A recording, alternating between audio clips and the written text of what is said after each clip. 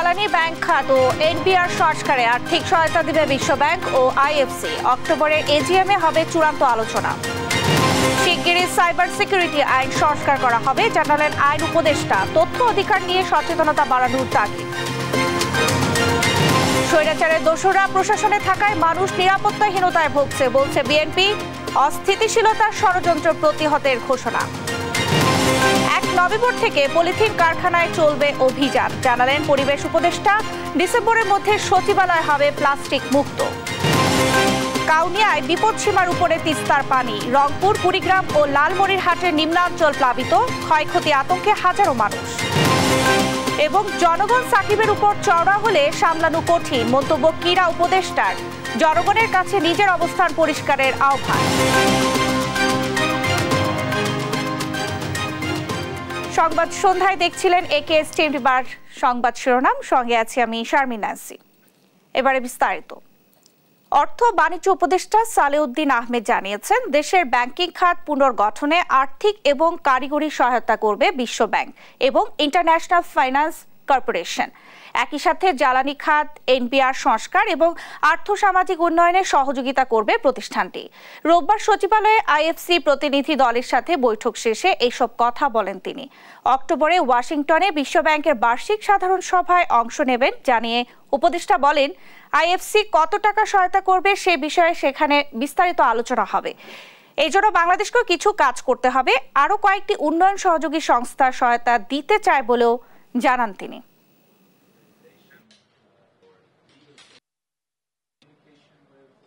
IFC আসছিল এবং বিশ্বব্যাংক কি কি কাজে সহায়তা দেবে আমরা এর আগেও আলোচনা করেছি। আমাদের financial sector reform, NBR reform, এগুলো নিয়ে আলাপ হয়েছে। আর আইএফসির সাথে প্রাইভেট ইনভেস্টমেন্ট, প্রাইভেট সেক্টর কীভাবে এখানে বিশদ আলোচনা করেছি এবং ওরা ওদের সহায়তা, কারিগরি সহায়তা এবং আর্থিক সহায়তা দেওয়ার ব্যাপারে ফার্দার অক্টোবরে যখন আমি যাব সেটা আমরা আরো আলোচনা করব। সময় সে তো বয়ে যায়, সময়ের সাথে মিষ্টি এক বন্ধন। এভাবে সময় পাল্টে যায়, কিন্তু ডিপ্লোমা সে একই সাথে একই মানে যুগ যুগ ধরে রয়ে যায়। নিউজিল্যান্ডেরই এক্সেলেন্স ইন কোয়ালিটি। শিগগিরই সাইবার সিকিউরিটি আইন সংস্কার করা হবে বলে জানিয়েছেন আইন উপদেষ্টা ডক্টর আসিফ নজরুল। জানান, যেসব আইন পরিবর্তনের ব্যাপারে ইতোমধ্যে ঐক্যমত্য তৈরি হয়েছে সেগুলো দ্রুত সংস্কার করা হবে।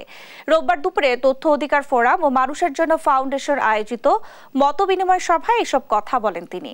আইন উপদেষ্টা জানান, বিগত সরকার তথ্য অধিকার আইন করার পাশাপাশি অধিকার বিনাশও করেছিল। অরাজকতার জঘন্য উদাহরণ সৃষ্টি করা হয়েছিল, তা যেন আর ফিরে না আসে সেই ব্যবস্থা করা হবে। এ সময় তথ্য অধিকার নিয়ে সচেতনতা বৃদ্ধির তাগিদও দেন তিনি।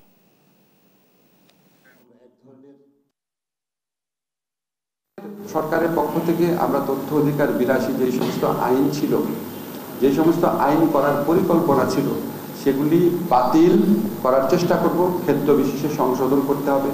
যেমন ধরেন সাইবার সিকিউরিটি অ্যাক্টটা অনেকের জনপ্রিয় দাবি হচ্ছে এটাকে বাতিল করে দেওয়া। মানে 2 ধরনের অপরাধ আছে, একটা হচ্ছে কম্পিউটার অফেন্স, হচ্ছে স্পিচ অফেন্স।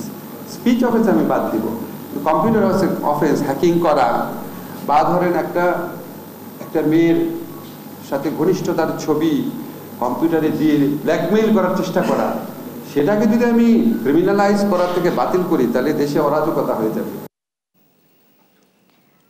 উপদেষ্টা নিয়োগে প্রধান উপদেষ্টার আরও সতর্ক হওয়া উচিত ছিল বলে মন্তব্য করেছেন বিএনপি স্থায়ী কমিটির সদস্য হাফিজ উদ্দিন আহমদ। পার্বত্য এলাকায় অস্থিরতা তৈরিতে ভারত কোনো উস্কানি দেবে না বলেও প্রত্যাশা তার। আর দুর্গাপূজাকে কেন্দ্র করে দেশকে অস্থিতিশীল করার চেষ্টা সফল হবে না বলে জানান স্থায়ী কমিটির আরেক সদস্য গয়েশ্বর চন্দ্র রায়।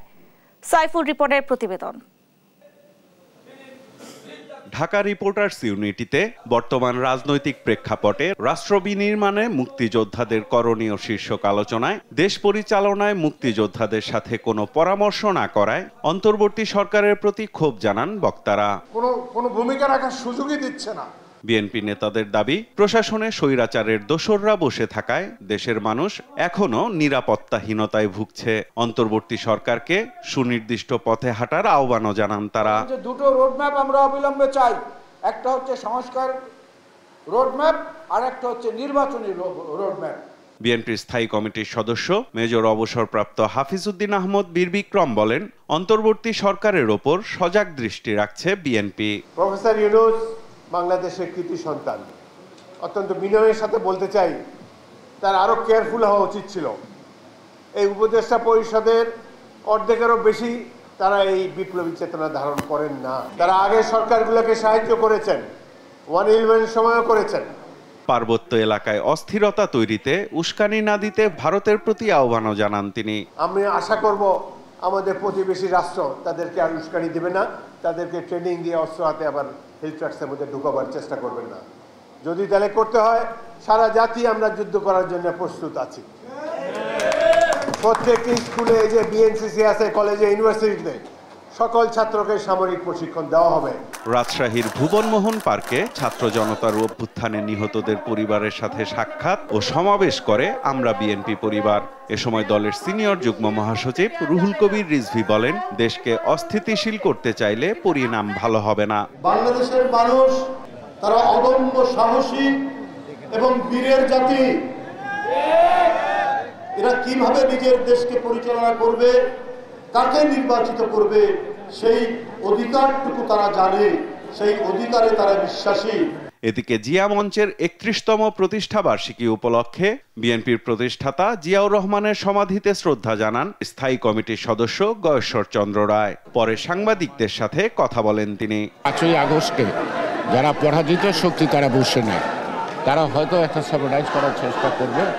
সকল অঞ্চলে সকল পূজাকে আমরা দেখভাল করবো, আমরা জনগণকে নিয়ে নিরাপত্তা দিব, এবং সেখানে আমাদের নেতৃত্ব যদি ব্যর্থতা হয় তাদের বিরুদ্ধে যথাযথ ব্যবস্থা গ্রহণ করবে। গণ অভ্যুত্থান পরবর্তী সময়ে সবাইকে ঐক্যবদ্ধ থেকে নির্বাচনের মধ্য দিয়ে গণতন্ত্র ফিরিয়ে আনতে হবে বলেও জানান তিনি। একটা নির্বাচনের প্রক্রিয়ার মধ্য দিয়েই। সাইফুল রিপন, দেশ টিভি, ঢাকা। সজীব ওয়াজেদ জয়কে অপহরণ ও হত্যার ষড়যন্ত্রের অভিযোগে করা মামলায় দৈনিক আমার দেশ পত্রিকার ভারপ্রাপ্ত সম্পাদক মাহমুদুর রহমানকে কারাগারে পাঠিয়েছেন আদালত। রোববার ঢাকার অতিরিক্ত চিফ মেট্রোপলিটন ম্যাজিস্ট্রেট মাহবুবুল হকের আদালতে আত্মসমর্পণ করেন তিনি। মাহমুদুর রহমান জানান, মিথ্যা মামলা আইনিভাবে মামলার মোকাবেলা করা হবে। আলিমুজ্জামান সাফওয়ানকে সঙ্গে নিয়ে নাফিয়া ফারজানা রিপোর্ট। রোববার সকালে নিরাপত্তার চাদরে ঘিরে ফেলা হয় আদালত চত্বর। আইন শৃঙ্খলা বাহিনীর সঙ্গে ছিল সেনাবাহিনীর বাড়তি সতর্কতা। সকাল 10টার পর সহকর্মীদের নিয়ে আদালতে আসেন আমার দেশ পত্রিকার ভারপ্রাপ্ত সম্পাদক মাহমুদুর রহমান। উদ্দেশ্য, সজীব ওয়াজেদ জয়কে অপহরণ ও হত্যা চেষ্টা মামলায় আত্মসমর্পণ করা। এজলাসে ওঠার আগে গণমাধ্যমের সঙ্গে কথা বলেন সিনিয়রের সাংবাদিক। জানান, সব মামলা মোকাবেলা করবেন আইনি প্রক্রিয়ায়। যে ফ্যাসিবাদের বিরুদ্ধে লড়াই করতে গেলে নিজের মেরুদণ্ড সোজা রাখতে হবে, এবং মেরুদণ্ড সোজা রাখবার জন্য সেই আইন অনুযায়ী আমি সারেন্ডার করব এবং আমি লড়াই অব্যাহত রাখবো, যদিও এই মামলা সর্বৈব মিথ্যা। আত্মসমর্পণের পর মাহমুদুর রহমানকে কারাগারে পাঠানোর নির্দেশ দেন ঢাকার চিফ মেট্রোপলিটন ম্যাজিস্ট্রেট আদালত। আদালতে মাহমুদুর রহমান জামিন চাননি জানিয়ে তার আইনজীবী বলেন, বুদ্ধিবৃত্তিক লড়াইয়ের জন্যই ফাঁসানো হয়েছে তাকে। এই মামলার ঘটনাস্থল আমেরিকায়, সেইটাকে কারসাজি করে বাংলাদেশে ঘটনাস্থল দেখিয়ে সেই মামলা করেছেন এবং জনাব মাহমুদুর রহমান এবং শফিক রেহমানকে জেল দিয়েছে 5 বছরে। মাহমুদুর রহমান ইস্যুতে সুপ্রিম কোর্ট প্রাঙ্গণে প্রতিক্রিয়া জানান ব্যারিস্টার মাহবুবউদ্দিন খোকন। তার বিচার করার অধিকার নাই, বিচারিক করার তার নৈতিকতা নাই। সেই যে সাক্ষীকে আগে এগিয়ে নেওয়া, সাক্ষী দিতে, এতে প্রমাণ করে তার বিচারিক মানসিকতা ছিল না, তার বিচারিক ক্ষমতা রহিত করা হোক আমি মনে করি। এদিকে রাজধানীর নিউ মার্কেট থানার হত্যা মামলায় সাবেক আইজিপি চৌধুরী আব্দুলাল মামুনকে 4 দিন ও ঢাকা দক্ষিণ সিটি কর্পোরেশনের 26 নম্বর ওয়ার্ডের সাবেক কাউন্সিলর হাসিবুর রহমান মানিককে 5 দিনের রিমান্ড দিয়েছেন আদালত। একই মামলায় সাবেক আইনমন্ত্রী আনিসুল হক ও সাবেক প্রধানমন্ত্রী শেখ হাসিনার উপদেষ্টা সালমান এফ রহমানকে গ্রেফতার দেখিয়ে কারাগারে পাঠানোর নির্দেশ দেন আদালত। বিজ্ঞ আদালত রিমান্ড বাতিল করে জামিন প্রার্থনা দরখাস্তটি নামঞ্জুর করেন এবং উভয় পক্ষের বক্তব্য শোনার পর রিমান্ড মঞ্জুর করে তাদেরকে তদন্তকারী কর্মকর্তার হেফাজতে প্রদান করেন। এখানে তাকে অন্যায়ভাবে আটক রাখার জন্য এই সমাবেশটা দেখানো হয়েছে আমরা মনে করি এটা আইনানুগ কোনো আদেশ হচ্ছে না। আমরা পরবর্তীতে প্রয়োজন মনে করলে এই ব্যাপারে উচ্চ আদালতে যাব এবং আমরা যাতে সুবিচার পাই সেখানে আমরা আবেদন করব। এছাড়া মিরপুর থানার আরেক হত্যা মামলায় সাবেক মন্ত্রী আসাদুজ্জামান নূরকে গ্রেফতার দেখিয়ে কারাগারে পাঠানোর নির্দেশ দেন বিচারক। নাফিয়া ফারজানা, দেশ টিভি, ঢাকা।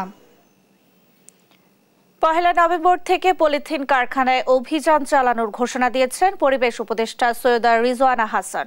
ডিসেম্বরের মধ্যে সচিবালয়ে প্লাস্টিক মুক্ত করার পরিকল্পনাও জানান তিনি।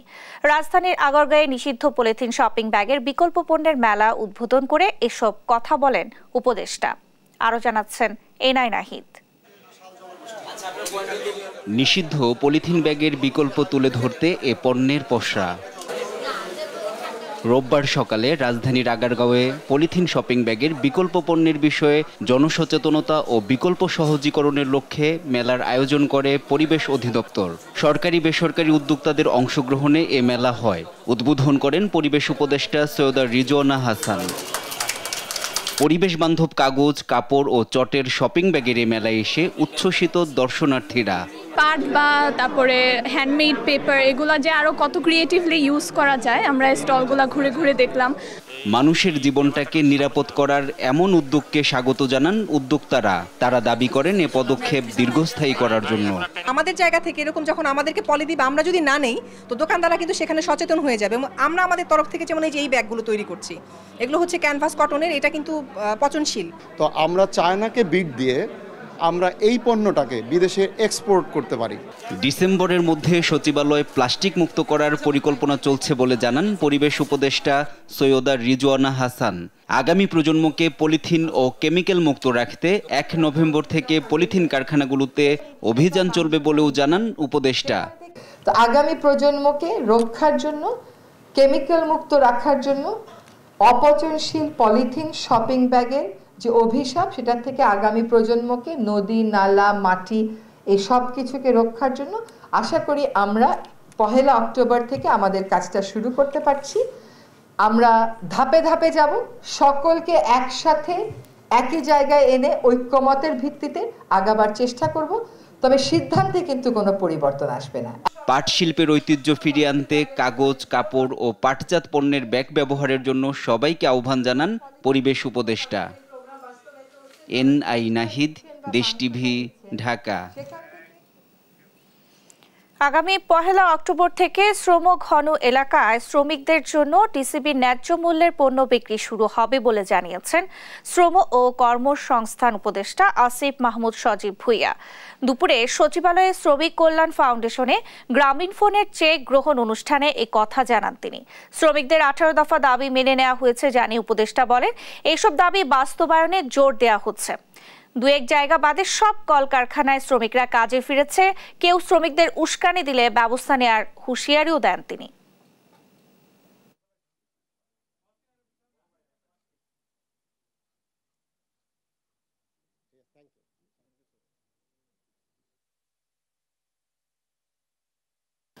ওনারা চেষ্টা করছেন শ্রমিকদেরকে বোঝানোর, কিন্তু কিছু জায়গায় আমি অযৌক্তিকই বলবো, কিছু জায়গায় শ্রম আইনের বহির্ভূত কিছু দাবি আছে, সেগুলো তো আমরা অ্যাকোমোডেট করতে পারবো না, কারণ সেখানে একটা আইন আছে। এবং এর বাইরেও কিছু জায়গায় ক্রিমিনাল অফেন্সের খবর আমরা পাচ্ছি, এবং সেক্ষেত্রে আমরা আগেই বলে দিয়েছিলাম যে এক্ষেত্রে যারা আইন ভঙ্গ করবে তাদেরকে তো অবশ্যই আইনানুগ ব্যবস্থা তাদের বিরুদ্ধে নিতে হবে।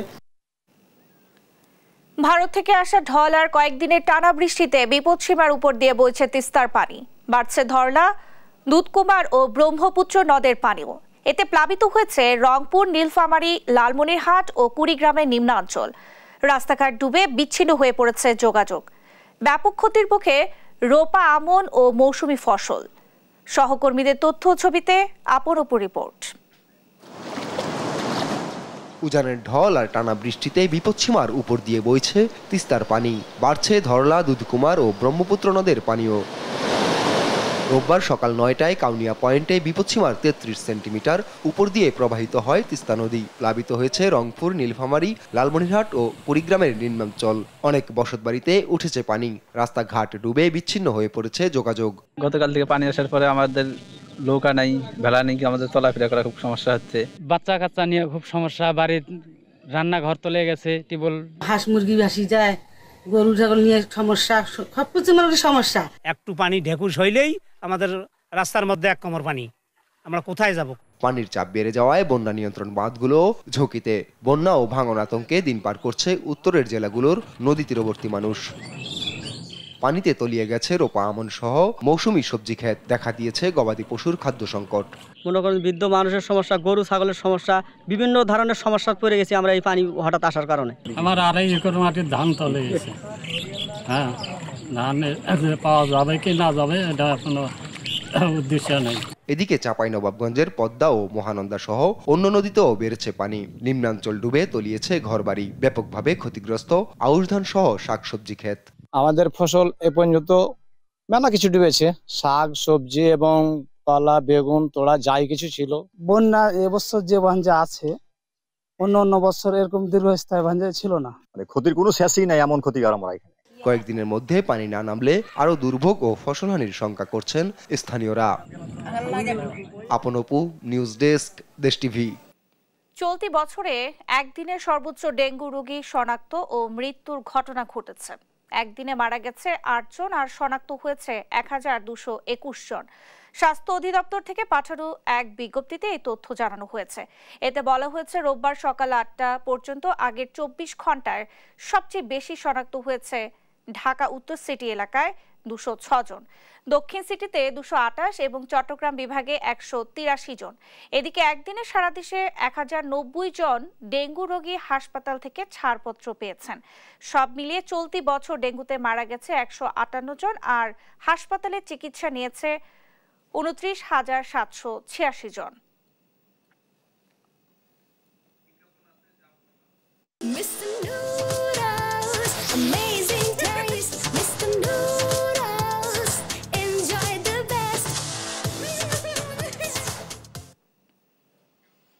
অরিয়ন গ্রুপের দুর্নীতি ও অনিয়ম নিয়ে সংবাদ প্রচার করায় দেশ টিভির বিরুদ্ধে মামলার প্রতিবাদে মানববন্ধন করেছে গণমাধ্যম কর্মীরা। একই সঙ্গে ইন্ডিপেন্ডেন্ট টিভির বিরুদ্ধে মামলারও প্রতিবাদ জানান তারা। অরিয়ন গ্রুপকে 48 ঘন্টার মধ্যে মামলা তুলে নেওয়ার আলটিমেটাম দেন সাংবাদিক নেতারা। ঢাকা রিপোর্টার্স ইউনিটি ও তিতুমির কলেজ সাংবাদিক সমিতির আলাদা কর্মসূচিতে এই আলটিমেটাম দেন তারা। নূপুর মাহমুদকে সঙ্গে নিয়ে জানাতুল মোহনার প্রতিবেদন। যার খেলাপি ঋণের পরিমাণ 11,500 কোটি টাকা। সম্প্রতি ওরিয়ন গ্রুপের বিদ্যুৎ কেন্দ্র ও গুলিস্তান যাত্রাবাড়ি ফ্লাইওভারের দুর্নীতির খবর প্রকাশ করায় দেশ টিভির বিরুদ্ধে 500 কোটি টাকা করে 2টি মানহানির মামলা করে প্রতিষ্ঠানটি। একই সঙ্গে মামলা করা হয় ইন্ডিপেন্ডেন্ট টেলিভিশনের বিরুদ্ধেও। এর প্রতিবাদে রোববার সকালে ঢাকা রিপোর্টার্স ইউনিটি আয়োজিত মানববন্ধনে অংশ নেয় বিভিন্ন প্রতিষ্ঠানের গণমাধ্যম কর্মীরা। হয়রানিমূলক মামলা দিয়ে গণমাধ্যমের কণ্ঠরোধ করা যাবে না বলে হুঁশিয়ারি দেন সাংবাদিক নেতারা। যে কোনো পরিস্থিতিতে, যে কোনো অবস্থায় সকল সাংবাদিককে এই দুর্নীতির বিরুদ্ধে অবস্থান নিতে হবে। যে প্রতিষ্ঠান মামলা করেছে, অবাক করার বিষয় হচ্ছে এই প্রতিষ্ঠান আসলে এই দেশে দুর্নীতির প্রতীক বলা যায়। এই দেশে একটি ব্যাংক ছিল, ওরিয়েন্টাল ব্যাংক। আপনারা খোঁজেন যে এই ব্যাংকটা এখন কোথায় আছে, কোথায় গেল, একটি ব্যাংক গিলে খেয়ে ফেলেছিল। রিপোর্টাররা দেশের জন্য কাজ করে, তারা প্রফেশনাল রিপোর্ট করে, তাদের বিরুদ্ধে মিথ্যা মামলা হামলা করলে সাংবাদিকরা বসে থাকবে না। অন্যায়ের বিরুদ্ধে সাংবাদিকদের যে লেখনী সেটি কখনোই থামবে না। মুক্ত ও স্বাধীন গণমাধ্যম নিশ্চিতে বর্তমান সরকারকে এগিয়ে আসার আহ্বান জানান তারা। পাশাপাশি ওরিয়ন গ্রুপকে মামলা তুলে নেওয়ার আলটিমেটাম দেন নেতারা। একটি রাষ্ট্রীয় সংস্কার চলছে, একটি অবকাঠামোগত পরিবর্তন হয়েছে, কিন্তু সেই পরিবর্তনের মধ্য দিয়ে এই ধরনের মামলা করার সাহস তারা কোথায় পেল? আমি মাননীয় আদালতের কাছে আবেদন জানাতে চাই, এই মামলাকে খারিজ করে দিন। প্রত্যেকটা সাংবাদিক সদস্যের পাশে আছে তাদের পেশাগত দায়িত্ব পালনে, স্বাধীন পরিবেশের জন্য, তাদের নিরাপত্তার জন্য, তাদের বাক স্বাধীনতা প্রতিষ্ঠার জন্য। এজন্য আমরা মাঠে আসি, থাকবো। এদিকে সরকারি তিতুমির কলেজের সামনে মানববন্ধন করে তিতুমির কলেজ সাংবাদিক সমিতি, গণমাধ্যম কর্মী ও সাধারণ শিক্ষার্থীরা। কোনো নিউজ বা কোনো কিছুর ব্যাপারে যদি কোনো আপত্তি থাকে, আপনি অবশ্যই আইনের আশ্রয় নিতে পারবেন। এই কারণে প্রথমত আপনাকে প্রেস কাউন্সিলে যেতে হবে। অবিলম্বে অতি সত্বর এই মামলা উঠিয়ে নেবেন, নইলে আমরা অদূর ভবিষ্যতে খুবই অল্প সময়ে আমরা এর বিরুদ্ধে তীব্র আন্দোলন গড়ে তুলব। এই সাংবাদিকতা বাধা দেওয়া মানে রাষ্ট্রের চতুর্থ স্তম্ভকে বাধা দেওয়া, মানে দেশের গণতন্ত্রকে বাধা দেওয়া হচ্ছে। সংবাদ প্রকাশের ক্ষেত্রে আমাদের কণ্ঠস্বর সবসময় সুউচ্চ ছিল এবং থাকবে। অতীতের মতো আমাদের কণ্ঠরোধ করা এত সহজ বিষয় হবে না। এই মিথ্যা মামলা প্রত্যাহার করা না হয় সাংবাদিক সমাজ আরো বৃহত্তর কর্মসূচি দিতে বাধ্য হবে। স্বাধীন সাংবাদিকতার পথে মামলা হামলা বাধা হলেও এর বিরুদ্ধে গণমাধ্যম কর্মীদের ঐক্য জরুরি বলেও জানান বক্তারা। জান্নাতুল মোহনা, দেশ টিভি, ঢাকা।